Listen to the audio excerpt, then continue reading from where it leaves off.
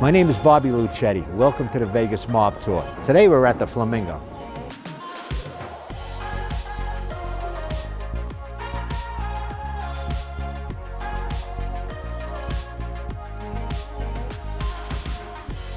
There's some really cool things in here. Let me show you around. This natural habitat was put up in '95 after they tore down Bugsy's original suite.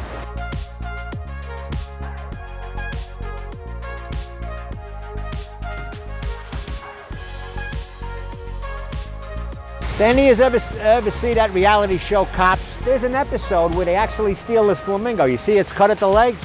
There's a chase scene, and it's right out of the movie Hangover, and they bring the flamingo back.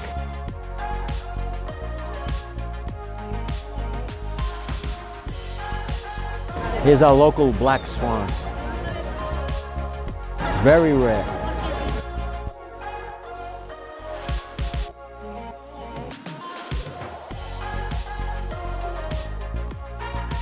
Bugsy used to call Virginia Hill my baby flamingo because she had long legs and red hair, and they say they named the casino after her. But that's not true. The casino was named long before she came into the picture by Billy Wilkinson.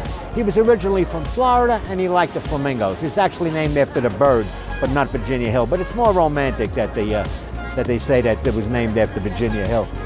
Now this is these birds are well taken care of here. They can withstand temperatures up to 120 degrees and to -20. And it's their diet that keeps them pink. It's all the omegas, the fish. They're actually born in off-white. The pinker they are, the more healthy they are. Now, none of them is sleeping. Sometimes we come in, they're all asleep, and they sleep on one leg, and they tuck their head under their feathers. It's quite cute, it really is. I used to have a girlfriend that used to sleep on one leg. It was my leg, though. I didn't mind. Bada boom.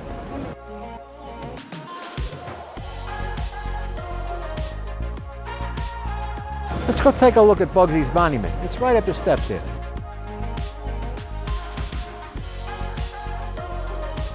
Right here is the original site of the Flamingo. They tore it all down in '93, and they put up this garden, and that was the original pool site when Bugsy was here. It's been upgraded a million times, but that was the original site. And then in 1994, they put up this monument. It's the only monument to a gangster in the world. Let's take a look. And the original Flamingo over here, there was 77 rooms. Now there's 3,624 rooms. If you want luck, good luck. Legend has it, if you rub his forehead, it's supposed to be lucky. I've been doing it for quite a few years now, and I'm pretty lucky, so I suggest you give him a rub before we go. Just don't rub him the wrong way. I get a lot of questions about Virginia Hill. She was from down south, and she was dirt poor. She claimed she didn't own a pair of shoes till she was 17, her first pair. When she was 18, she ran away to Chicago, and she met these gangsters, and she slept with everybody. Her own words, she accommodated them all. But they put a lot of trust in her. They sent her all over the world to hide money in Swiss bank accounts and things like that. And they trusted her so much, they sent her down here to Flamingo to keep an eye on the financing here. That's some job for a young woman with all these gangsters. And everything was fine until 1950. Senator Keith Arthur had criminal hearings in this country. It was very dramatic. They went from state to state investigating crime, but it was all televised live on TV with no delays. TV first came out back then in 1950, and people would have viewing parties and all, and they made a big deal about it. And they finally came to Vegas, and they had Virginia Hill on the witness stand under oath on live TV with all her bank records. And they asked her, they wanted to know where she got all these big deposits, and she came up clean. For every deposit, she had a canceled check in the exact amount from a movie director or a movie producer. So they asked her, now this is live TV now in 1950. Well, Miss Hill, how did you earn this money? I'm going to clean it up for you people right now. And she says, I give the best oral sex in Hollywood.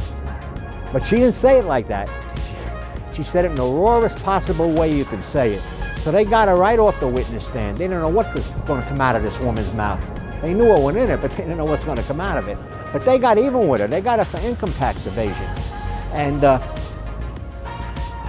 so 3 years later, she ran away to Austria, and she met the ski instructor, and they got married. They had a baby boy, and it looked like everything, they're going to live happily ever after.